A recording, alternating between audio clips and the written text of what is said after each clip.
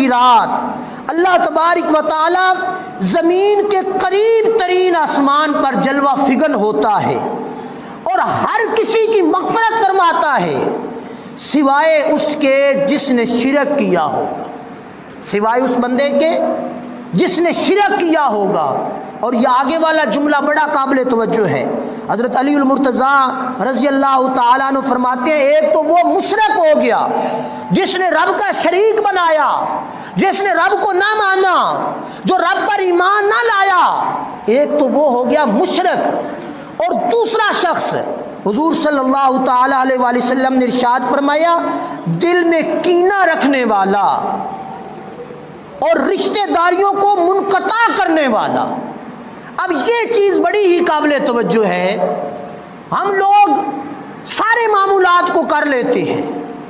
رات کو عبادت بھی کر لیتے ہیں،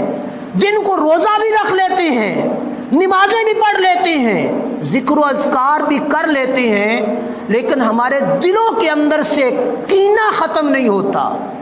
ہمارے دلوں کے اندر سے عداوت ختم نہیں ہوتی، ہمارے دلوں کے اندر سے نفرتیں ختم نہیں ہوتی۔ تو حضور علیہ الصلوۃ والسلام نے ارشاد فرمایا جس نے دل کے اندر بغض رکھا، عداوت رکھی، کینہ رکھا، اس کو چھوڑ کر، اور دوسرا ساتھ فرمایا جس نے رشتہ داریوں کو منقطع کیا۔ آج ہم سب نے الحمدللہ عبادت کرنی ہے اور کرنی چاہیے بھی چونکہ مبارک رات ہے، لیکن اس سے پہلے رات تک بڑا وقت ہے، اپنے دل کے اندر جھانک کر اپنا مطالعہ کریں کہ کیا ہم نے رشتہ داروں کے حقوق کو پامال تو نہیں کیا ہوا، ہم نے رشتہ داریوں کو منقطع تو نہیں کیا ہوا، ہم نے اپنے بہن بھائیوں کے ساتھ ناطے اور تعلق توڑے ہوئے تو نہیں، ہم نے محلے داروں کے حقوق تو نہیں تلف کیے ہوئے، ہم نے کسی انسان پر ظلم زیادتی تو نہیں کیا ہوا۔ تو اللہ پاک فرماتا ہے یہ رات مبارک رات ہے، یہ رات بخشش کی رات ہے، رب ہر بندے کو بخش دے گا، رب ہر بندے کو معاف کر دے گا سوائے اس بندے کے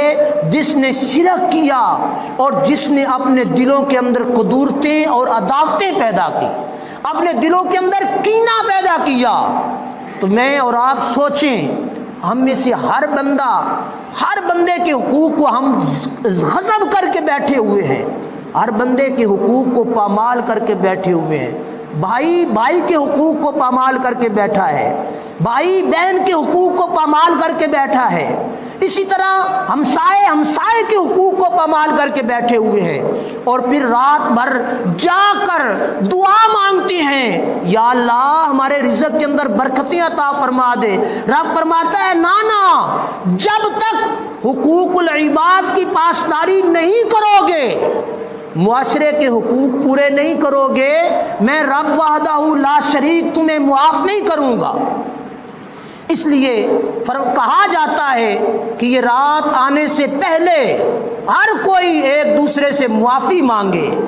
ہر کوئی ایک دوسرے کو معاف کرنے کا وتیرہ اپنے اندر پیدا کرے۔